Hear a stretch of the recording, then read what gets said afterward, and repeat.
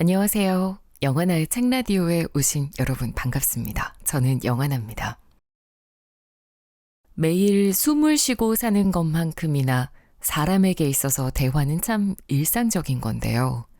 그런데 그 일상적인 행위가 참 어렵게 느껴질 때가 있습니다. 20년 동안 아나운서로 일하면서 다양한 사람들을 만나고 수많은 인터뷰를 해온 저도 대화가 쉬운 일이 아니라는 걸 느낄 때가 많거든요.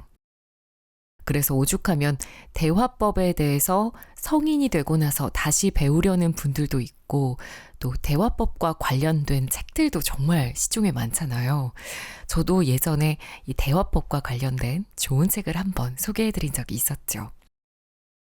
사실 저에게도 대화와 관련된 말 못할 습관이 하나 있습니다. 누군가와 오랜만에 만나고 나서 집에 돌아가는 길에 항상 지난 대화들을 막 곱씹어 보면서 혹시 내가 실수한 건 없었는지, 또 내가 상대에게 기억에 남을 만한 좋은 이야기들을 해줬는지 혼자 막 저울질을 하게 되더라고요. 그러다 보면 점점 피곤해지고 사람을 만나서 대화하는 게 버거워지게 됩니다. 그런데 어쩌면 이것도 직업병일 수도 있겠네요. 하지만 세상에 완벽한 게 어디 있을까요? 하물며 나와는 전혀 다른 타인과 대화를 하는데 당연히 맞지 않는 부분도 있고 또 실수를 할 수도 있겠죠. 그래서 완벽하기를 바라기보다는 대화하는 상대와의 교감, 그 시간에 온전히 집중하고 혹시나 대화 속에서 상처를 받았다거나 내가 좀 마음에 걸리는 부분이 있다면 그 부분에 대해서 나중에라도 솔직히 이야기하는 게 훨씬 더 중요한 것 같습니다. 왜 말은 주워 담을 수 없다라는 이야기들 많이 하잖아요. 그만큼 말은 신중하게 해야 한다는 의미이겠지만 사람이니까요.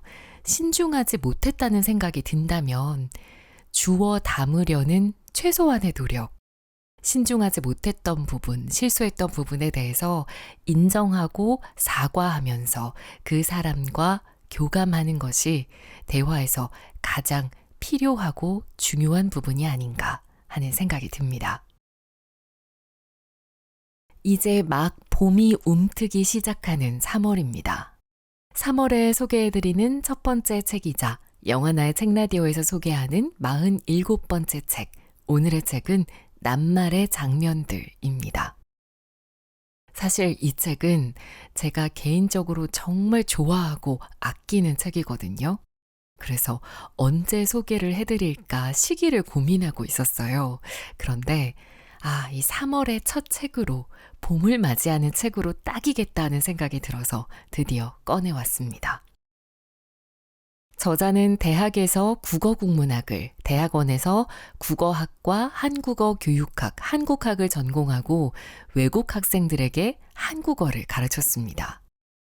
하지만 사람들 앞에 서는 일이 자신과 맞지 않음을 깨닫고 한국어 가르치는 일을 12년 만에 그만두고 본격적으로 글을 쓰기 시작했는데요. 그때 선물 받았던 순 우리말 사전에서 힘이 되어 주었던 아름다운 순 우리말 낱말들을 글에 녹여내서 바로 이 책을 썼다고 합니다. 우선 저자가 쓴 책의 여는 말 일부분을 한번 읽어볼게요. 사춤을 치다라는 표현이 있습니다. 사춤은 담이나 벽 등에 갈라진 틈을 말하고 사춤 치다는 그 틈을 진흙으로 메우는 일을 말합니다. 저에게는 갈라지고 벌어진 마음의 틈새를 사춤 치도록 해준 것이 우리 낱말이었습니다.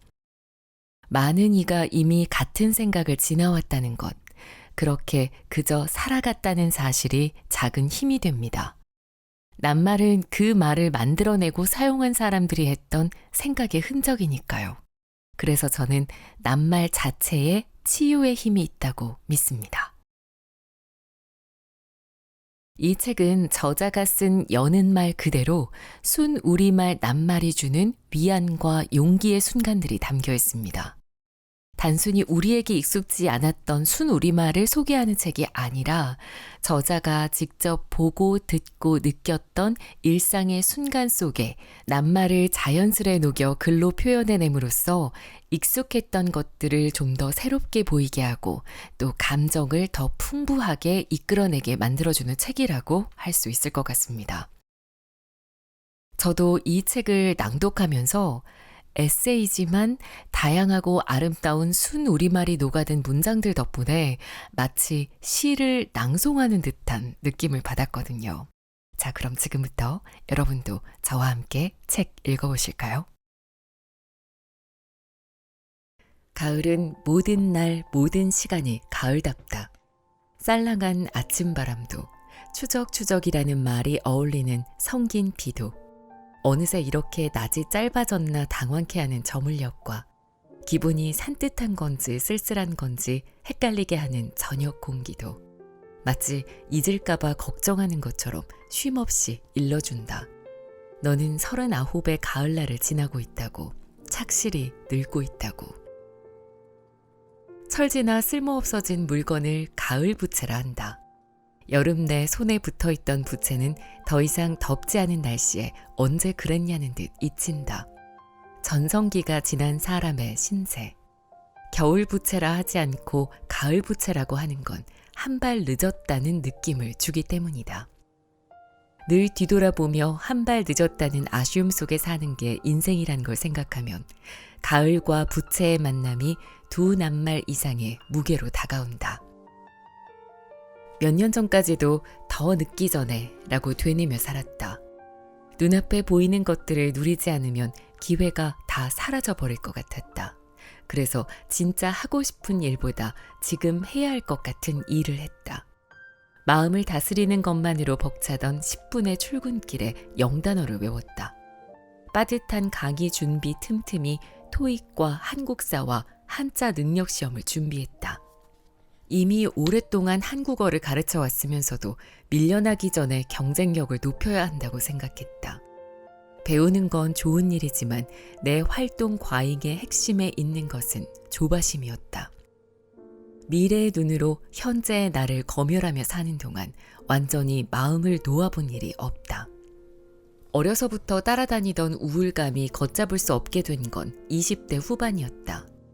당시에는 동남아에서 강의를 하고 있었다. 감당하기 어려운 업무량에 파묻혀 능력 이상의 일들을 맡았다. 낮은 자존감을 숨기며 살아온 내게는 학생들의 별것 아닌 반응 하나하나도 칼날 같았다. 열대의 기후 속에서 끼니를 대충 해결하며 자책과 뒹굴다 보니 어느새 얼굴과 몸에 염증이 복잡거렸다. 2년 2개월이 지나 귀국했을 때 만조한 내 얼굴을 본 지인들은 질문을 아꼈다. 열정이 서려있던 눈빛은 흐물흐물했고 친한 사람들의 대화에도 끼어들 용기가 없었다. 곧잘 예전의 나를 떠올리면서 자기 연민에 빠졌다.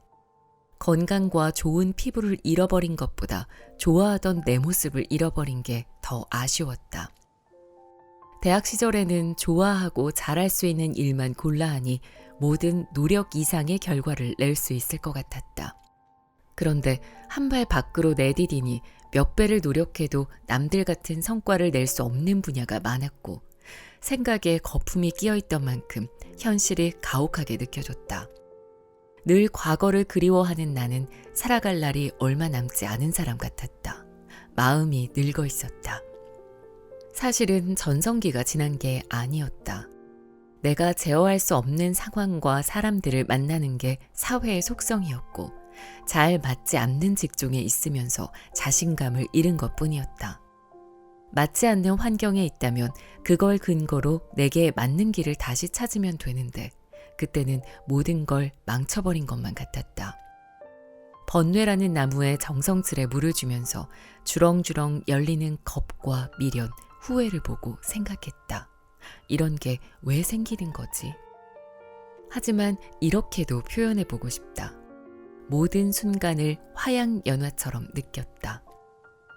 모든 순간 만족스럽고 눈부셨다는 뜻이 아니라 순간순간의 가치를 알고 있었다는 뜻이다. 조바심을 바꾸어 말하면 절박함이기도 하다. 그 마음 덕분에 항상 치열하게 살 수 있었다. 무엇무엇에는 다 때가 있다라는 말을 몇 번이고 들으며 자란다. 그러다 보니 적당한 때를 놓치면 그게 남은 삶의 족쇄가 될 것 같은 불안이 자리 잡는다. 그리고 오랜 시간이 지나서야 미래도 현재도 아닌 그 경계에 까치발을 딛고선 자신을 발견한다. 다 때가 있다는 말은 다른 의미로 쓰였어야 했다. 미래를 상상하며 정신 차리라는 뜻이 아니라 과거나 미래의 시선을 뺏기지 말고 현재 속에 흠뻑 젖어 있으라는 뜻으로. 잃어보아야 알게 되는 것들이 있다. 건강을 잃고 나서야 몸 다루는 법을 깨닫고, 인정 못 받는 시절을 지나봐야 삶에 진정 필요한 건 자신의 인정임을 배운다. 선택에는 기회비용이 있지만 기회비용을 통해 알게 되는 것들이 삶을 풍요롭고 깊이 있게 만든다. 그러니 득과 실을 눈에 보이는 것으로 계산하는 일은 별로 의미가 없다. 당장은 잃은 것 같아도 멀리 보면 얻은 것일 수도 있고, 얻었다고 여길 때 더 중요한 것을 잊고 있기도 하다. 여름에는 가을날이 오지 않을 것처럼 뜨겁게 살고, 가을에는 또 그 가을만이 전부인 것처럼, 그렇게 산다면 내가 가을 부채가 아니라 겨울 부채라도 뭐 어떨까? 겉모습이 아무리 만조할지라도 지금 이 순간이 마음에서 빛나고 있다면 지금이 나의 전성기다.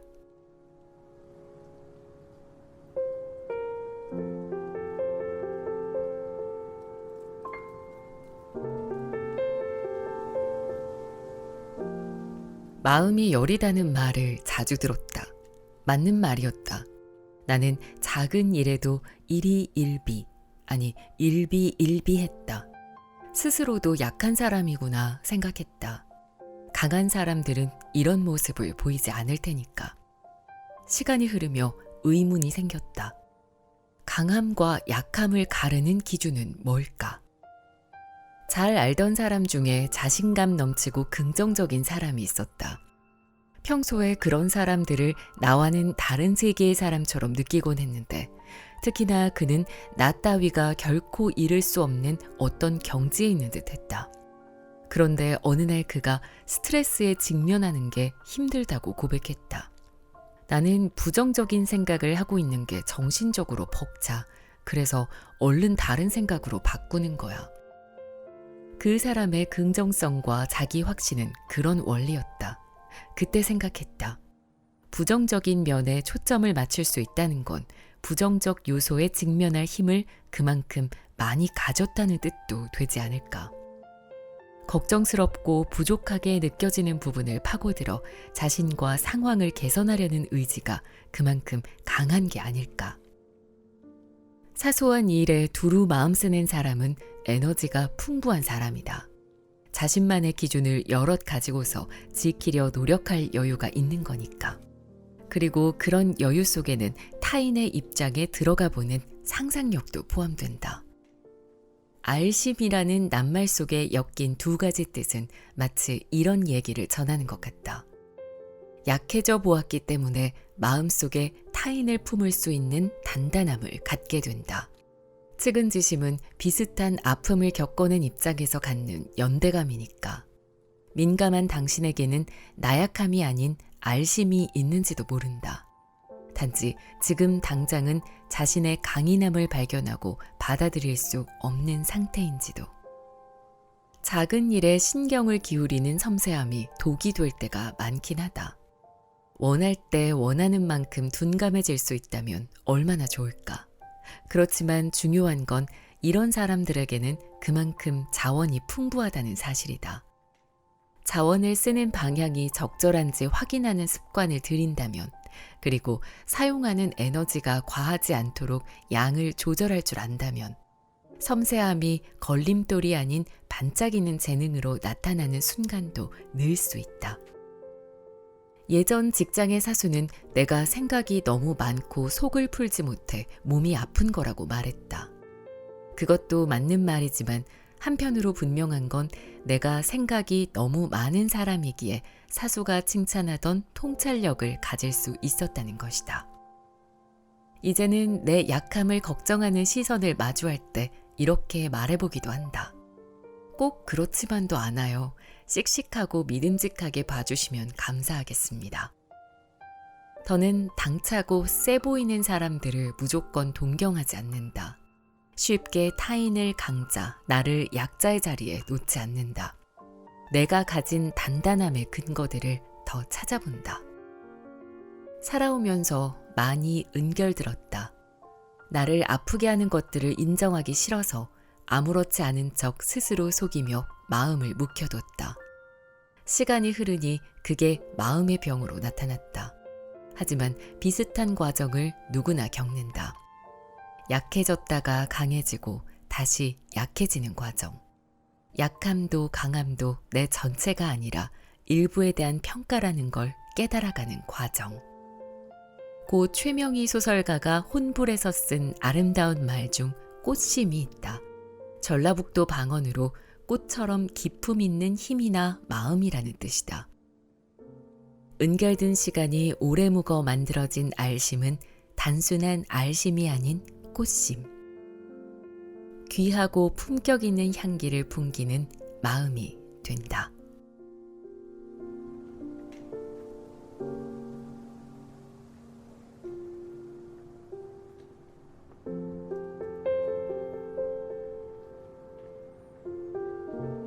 작년 어느 날 미술관에서 설치 미술을 보는데 난데없이 눈이 뜨거워졌다.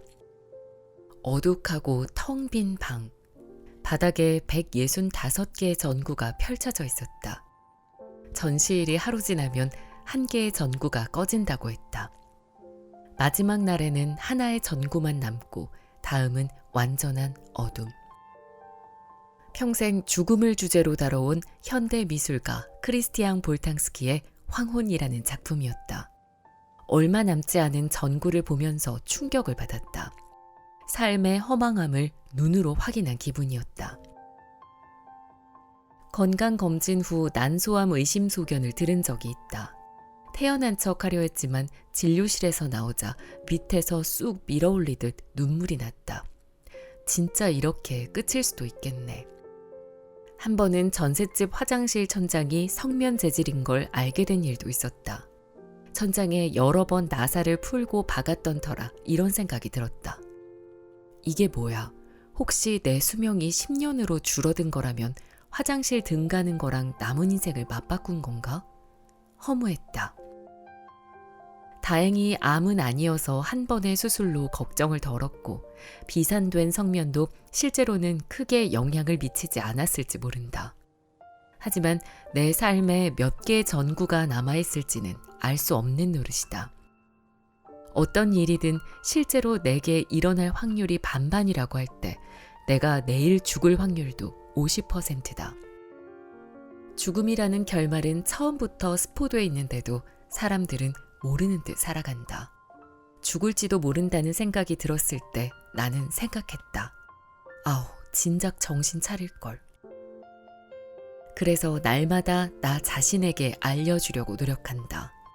나는 내일 진짜 죽는다. 오늘이 진짜로 마지막 날이다. 아침을 맞는 일이 우울해도 내일부터는 일으키고 싶은 몸조차 없다. 홧김에 맞아본 눈밑 보톡스의 부작용 때문에 거울을 보며 괴로워할 수도 없고 사람들과 주고받은 상처를 돌아보며 속상해할 방법도 없다. 그제야 지금이 좀 살아난다. 나에게 행복은 나아갈 방향을 알고 있으면서 여기가 끝이어도 좋다고 여기는 상태다. 갑작스러운 죽음과 바라는 미래를 동시에 상상할 때 행복이 선명해진다. 10년 후를 위해 조금씩 노력하는 기쁨으로 살아있음을 느끼고 반대로 앞날 같은 건 없다고 상상하면서 오늘의 가치를 양껏 만지려 노력한다. 평소 삶은 고라는 말을 버릇처럼 떠올렸다. 그러면 힘든 시간이 당연하게 느껴져 차라리 편했다. 하지만 삶을 바라보는 시각은 한쪽으로 치우쳐갔다. 부정적인 것을 빼고 남은 것을 행복으로 여겼으니 내겐 모든 시간이 고였다. 행복을 과목으로 친다면 수학이 아닌 체육에 가깝다. 행복은 빼기도 더하기도 아닌 균형과 조절의 문제였으니. 하루 속의 작은 다행을 알아보는 시력, 한 가지 일의 밝음과 어둠을 폭넓게 바라보는 시야, 공허와 좌절 속에서 가늘고 단단한 보람을 붙잡고 버티는 근력과 지구력, 불필요한 감정에 발을 빠뜨리지 않고 자신만의 자세를 유지하는 기술, 그런 것들이 모여 행복을 누리는 능력이 되는 것이었다. 거듭 생각을 떨치고 숨을 고르며 넘겨야 하는 시간들이 있다. 손가락 하나로 벼랑을 붙들고 있는 날도 있다. 버텨야 하는 하루. 그런 하루가 이어지다 보면 마침내 버티지 않아도 되는 하루가 찾아왔을 때 알게 된다. 조금 더 고요해질 수 있다는 게 행복이라는 걸. 얼마나 이어질지 모르는 지금의 조금 더 고요한 하루가 오감한 것이라는 걸. 완전히 자유롭고 평화롭지는 않더라도 말이다. 그리고 버텨야 하는 하루 속에도 나를 버티게 해준 힘들이 숨어 있음을 똑바로 보게 된다. 미래의 환상과 현재의 불행 틈에 조각조각 끼어있는 행복을 알아보게 된다. 잠자리에 누우면 그날의 다행한 일을 찾아보곤 한다. 오늘은 운 좋게 자전거 수리점이 늦게까지 열어서 브레이크를 고칠 수 있었고, 긴 시간 곁에 내놓을 뻔했던 냉동 택배를 진이 집에 들여다 주었고, 편의점 근무 후 정산이 딱 맞았고, 다친 곳이 없고, 주변 사람들에게도 나쁜 소식이 없었다. 헤아리다 보면 손가락 5개가 금방 접힌다. 손가락 안으로 내가 쥘 수 있는 만큼의 행복을 실하게 쥐고 있는 것 같다. 오늘도 잘 살았네. 실감이 들면 잠드는 마음이 해낙낙하다. 행복지수가 가장 높은 덴마크에는 휘게라는 말이 있다. 아늑한 집에서 소중한 사람들과 벽난로를 쬐며 보내는 시간, 즉 단순한 삶에서 얻는 행복을 말한다. 스웨덴어에는 각자의 삶에서 딱 알맞은 정도를 뜻하는 라곰이 있다. 주머니에 조약돌을 넣어 다니며 쥐어보듯 자기만의 낱말 하나를 품고 사는 건 어떨까? 그 말은 만족이나 감사, 평온을 직접 뜻하는 말일 수도 있지만 나를 행복하게 한 누군가의 한마디나 편안한 장소의 이름, 가장 자유로웠던 순간을 상징하는 낱말일 수도 있다. 여전히 내 더듬이는 행복보다 불행을 잘 감지한다. 하지만 신압으로 달라져 간다. 요즘엔 이런 말도 들었다. 바람씨는 스트레스 잘 안 받을 것 같은데? 눈을 동그랗게 뜨고 손사래를 치는데 그분이 덧붙였다. 보통 작은 일에도 감사하면서 사는 사람은 스트레스 잘 안 받더라고. 아이고 속으셨네요 생각하면서도 정말 그런 사람에 가까워진 건가 싶어 기뻤다. 나는 오늘도 해결되지 않는 깊은 고민들 속에 있다. 아마 언제나 그럴 것이다. 하지만 오늘만 누릴 수 있는 행복이 있는 것도 분명하다. 그 사소한 행복이 마지막 전구의 불빛이라도 괜찮을 것 같다.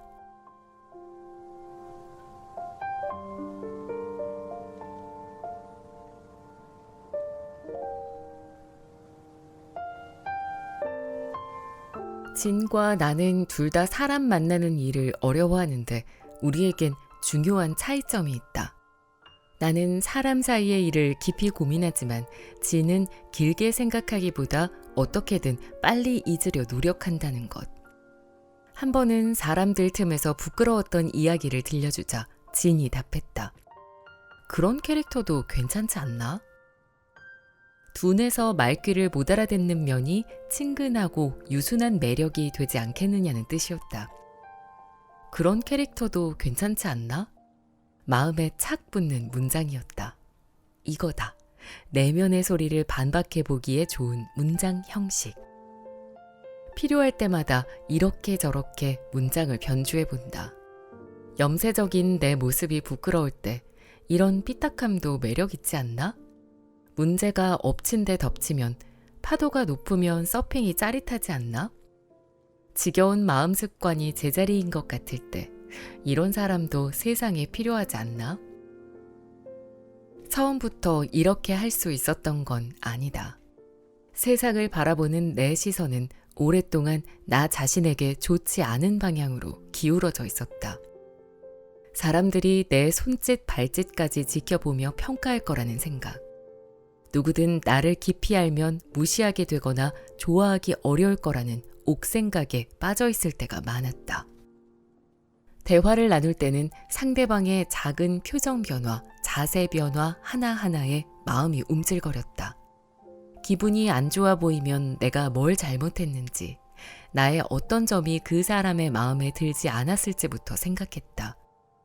상대방이 가볍게 던진 말에도 뼈가 있는 건 아닌지 걱정부터 하다 보니 농담이 잘 통하지 않는 사람이 되곤 했다. 그만큼 혼자서 상처받는 일도 많았다. 그날 있었던 일에 대해 옥생각에 빠지면 밤에 잠자리에 누워서도 같은 생각 속을 헤맸다. 그 사람은 왜 그런 말을 했을까? 내가 이렇게 말한 게 거슬렸나? 그냥 내가 마음에 안 드는 걸까? 이런 생각도 세상에 적응하려고 애쓰는 과정에서 생긴 것들이다.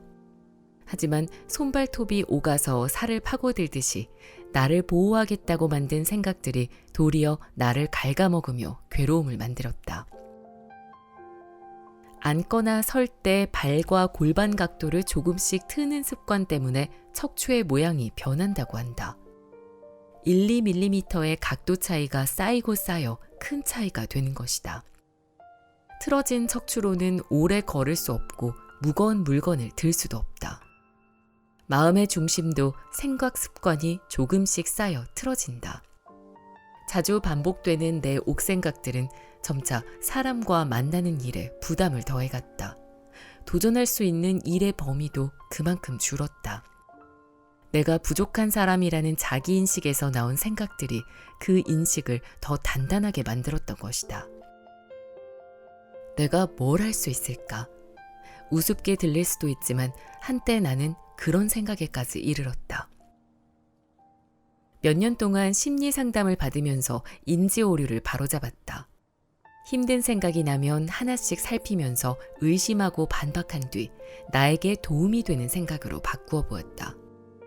처음에는 이게 무슨 의미인가 싶었다. 억지로 생각을 바꾸는 건 마치 고개를 돌려 뒤를 보면서 앞이라는 말을 믿어야 하는 것처럼 거북한 일이었다.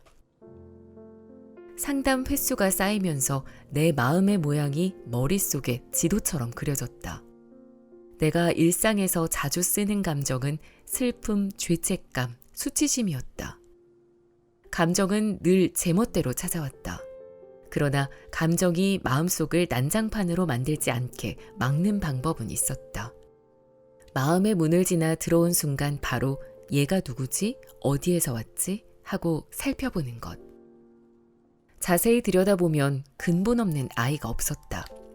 내 경험이 빚은 생각들이었다. 오래전 자라를 보고 놀란 가슴이 소뚜껑도 아닌 변기 뚜껑을 보고 놀라는 경우가 많았다. 정체를 알고 나면 차분히 머리를 쓰다듬어주고 여기서는 뛰어놀면 안 된다고 달래어 돌려보냈다. 조심히 가. 다음에 또 오겠지만 그땐 문을 박차지 말고 점잖게 노크해주렴. 한 사람의 생각은 제한된 정보로 지극히 주관적인 사고 과정을 거친다. 감정의 영향도 크게 받는다. 그러니 어떤 생각이 떠오른다면 거기에 완전히 젖기보다 가능성을 두루 열어두려고 애쓸 필요가 있다. 내 생각이 맞을 수도 있지만 틀릴 수도 있어. 이 생각도 곧 달라질 수 있어. 라고. 세상이 모두 나를 공격한다고 생각할 때, 그리고 내가 공격당할 만한 사람이라고 여길 때, 나는 언제나 공격당하는 듯이 아팠고 방어태세를 풀지 못해 지쳤다. 하지만 사람들이 두려움을 가진 가여운 존재이며 내게 호의를 보내는 동료라고 여길 때, 내가 사람들에게 도움을 받을 수 있고 가끔이나마 사람들을 포용해줄 능력이 있다고 믿을 때, 나는 많은 결점을 가지고도 떳떳할 수 있었다. 그래서 든 버릇 난 버릇이라는 말은 들여다보면 무서운 말이다. 하지만 삶을 원하는 대로 움직일 힘이 자신에게 있다는 진실도 이 말에 담겨 있다. 아무리 고치기 어려운 등버릇이라도 후천적으로 만들어지고 간단히 바뀌지는 않지만 아예 바꿀 수 없는 것도 아니다. 사람에게는 생각을 자신에게 도움이 되는 방향으로 바꿀 능력이 있다. 마음을 덮쳐오는 생각과 감정은 바닷가의 바위를 덮는 파도와 같다. 계속해서 다른 물결이 다가와 새로운 파도가 치고 계속해서 물거품이 부서져 내리듯이 생각과 감정도 쉼없이 그 뒤에 생각과 감정에 밀려 부서져 나간다. 당장은 한 번의 파도가 마치 거대한 진리처럼 느껴질지라도. 세상을 보는 틀이 마음에 들지 않을 때는 조바심 내지 않고 1도만 각도를 틀어보기. 1도의 차이가 쌓이고 쌓이면 큰 창으로 가득 드는 햇볕을 쬐 만큼 고개를 돌릴 수 있게 될 것이다. 그러면 어느 날 앞인 줄만 알고 바라보던 곳이 뒤였음을 깨달을지도 모른다.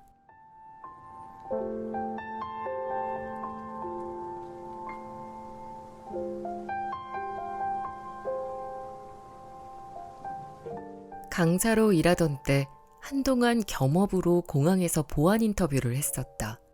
출국 전에 줄을 선 승객들에게 어디 가세요? 가방에는 뭐가 들었어요? 같은 질문을 하고 수상한 점이 없는지 확인하는 일이었다.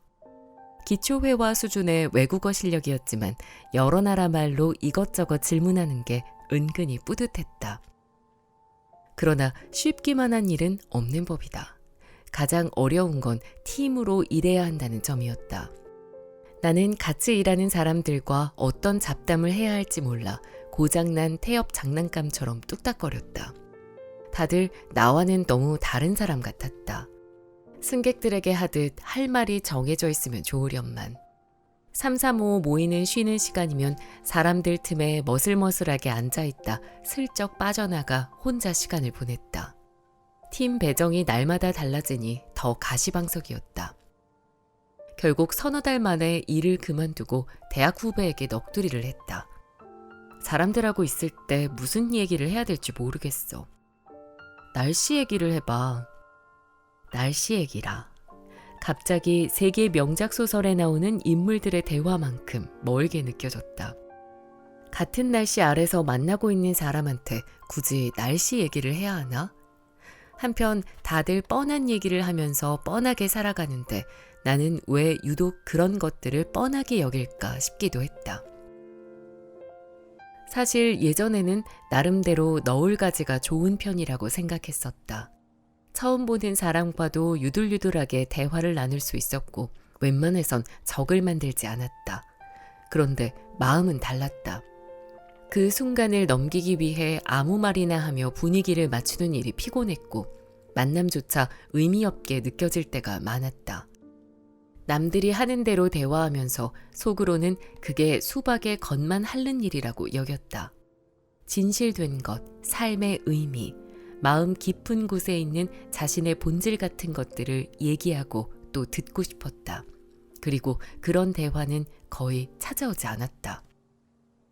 지금 생각하면 소소한 일상을 나누고픈 마음을 나도 똑같이 갖고 있었던 것 같다. 다만 일상적인 얘기 속에서 즐거움과 소속감을 느끼는 경험이 남보다 부족할 뿐이었다. 어릴 적 집안에서는 부정적인 말들이 주로 오갔고 학교와 사회에서는 남들과 다른 세계관과 욕구를 숨기는 게 공허해서 혼자가 편했다. 잠자리에 누워 언어 없이 영혼의 빛으로 소통하는 세상을 꿈꿨다. 오해와 상처가 없는 완벽한 세상. 이런 내가 10년 넘게 강사로 살았으니 고장이 난 것도 이상하지 않다. 내 경우 많은 사람 앞에서 쉼없이 말을 거는 일은 쉼없이 오해받는 일이었다.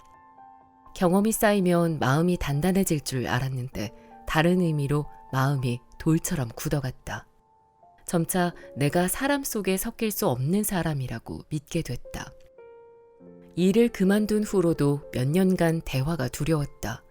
2명 이상이 내게 집중하면 숨이 제대로 쉬어지지 않고 머릿속이 새하얘지면서 말을 망쳤다. 매번 실수를 한 건 아닌지 성공적인 대화였는지 아닌지 판단하다 보니 순간순간의 가치를 느끼기도 어려웠다.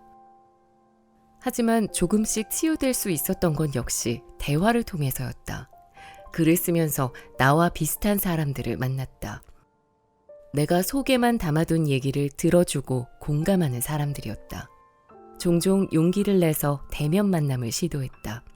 여전히 아슬아슬한 느낌은 있었지만 마음이 통하는 만남이 뭔지 알 수 있었다. 잘 맞는 상담사 선생님을 만나면서 그간 억누른 생각과 느낌을 인정받는 경험도 쌓아갔다. 사람들과 연락하지 않고 있을 때도 내게 힘이 된 대화를 떠올리면 마음 한구석이 든든했다. 연결감이란 게 이런 거구나 처음으로 생각했다. 삶을 지탱하는 건 사소한 것들이었다.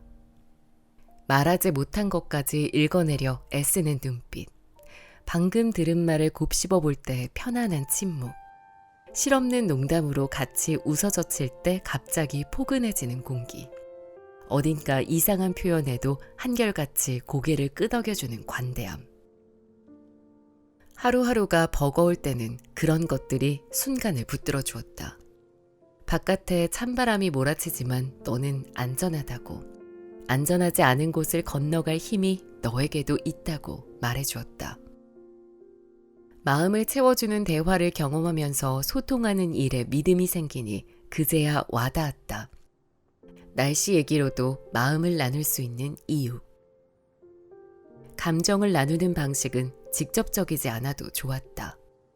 깊이 터놓고 얘기하지 않아도 사소한 주제로 맞장구 치며 불안하고 외로운 마음을 다독일 수 있는 게 사람들의 귀여운 면이니까.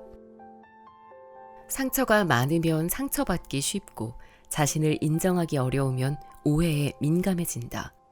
하지만 사람과 이어지는 일은 상처와 오해를 동반하면서도 삶을 어느 쪽으로든 나아가게 하고 그래서 결국은 다친 곳을 낫게 하는 길도 보여준다. 전하려던 의미가 미끄러지면 아프지만 서로에 대해 모르던 부분을 알게 되기도 한다. 대화에 대한 기대를 낮추고 함께 보내는 시간의 감각을 활짝 열어두는 것. 대화를 잘한다는 건 그런 건지도 모른다. 사람들을 적이 아닌 이웃으로 여기고 모든 순간을 경험으로 생각할 수 있다면 해도 그만 안 해도 그만인 사소한 이야기에도 생기가 실린다. 지금은 진짜 하고 싶은 말에 대한 집착을 놓았다. 그리고 어느라면 어느란 대로, 힘이 없으면 없는 대로, 웃음이 어색하면 어색한 대로 둔다. 달변이 아니어도 좋고 넣을 가지가 없어도 괜찮다고 생각한다.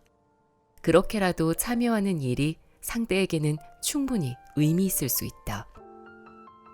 엄밀히 말해 의사소통은 오해와 같은 말이다.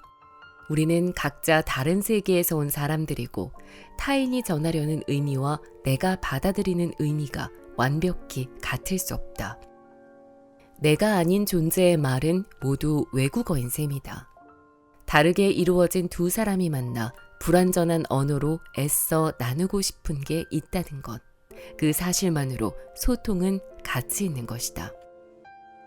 여기에 용기를 실어주는 기술도 하나 익혔다. 바로 말 갈망. 내가 한 말이 마음에 걸리면 뒤늦게라도 다시 설명하거나 사과한다. 누군가의 말에 마음을 다쳤을 때도 솔직하게 터놓아서 말 갈망할 기회를 만들어준다. 좀 뜬금없지만 아까 제 표현이 무례했던 것 같아요. 혹시 언짢으셨다면 죄송합니다. 그때 네가 한 말 말이야. 사실은 그 말 듣고 마음이 아팠어. 말도 주워 담을 수 있다. 적어도 주워 담으려는 노력을 보여줄 수는 있다.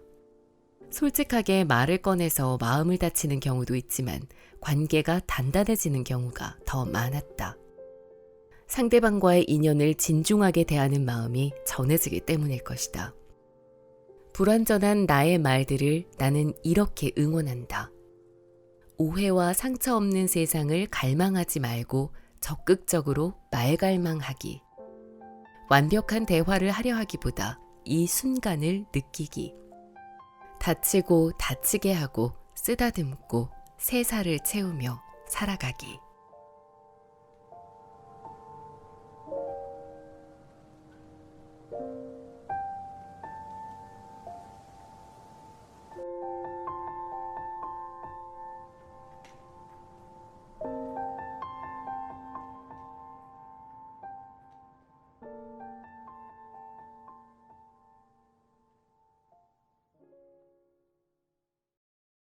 영하나의 책라디오 47번째 책 낱말의 장면들이었습니다.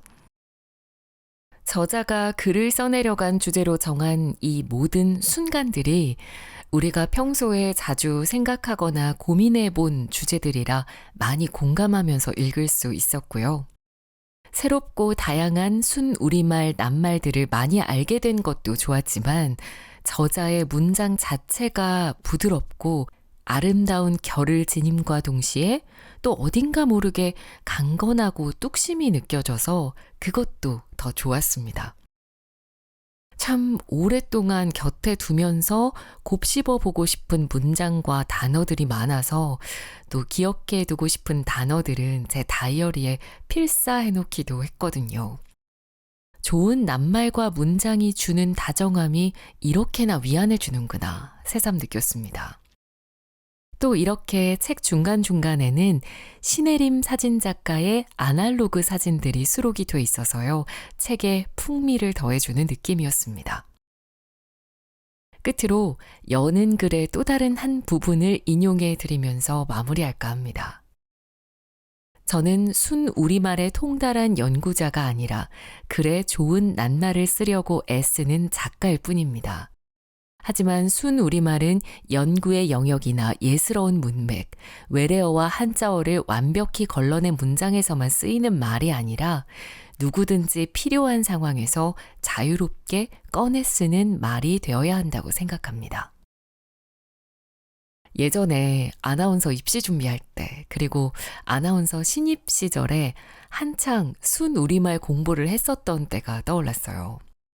여전히 순우리말이라고 하면 공부를 해야 하는 분야로 생각을 했었는데 저자의 말처럼 이렇게 일상에서 필요할 때 언제든지 툭툭 꺼내 쓸 수 있게 되면 얼마나 좋을까 하면서 스스로 약간의 반성도 하게 됐습니다. 우리말의 아름다움을 다시 한번 느끼면서 그 아름다움을 통해 마음을 고요하고 차분하게 만들어주는 너무나 좋은 책이라서 새로운 시작을 하는 3월에 우리 구독자 여러분께 이 책을 꼭 추천해드리고 싶습니다. 네, 오늘 영상은 이렇게 마무리하겠습니다. 다음 책으로 만날 때까지 모두들 안온한 나날들 보내시기 바랍니다. 감사합니다. 영하나였습니다.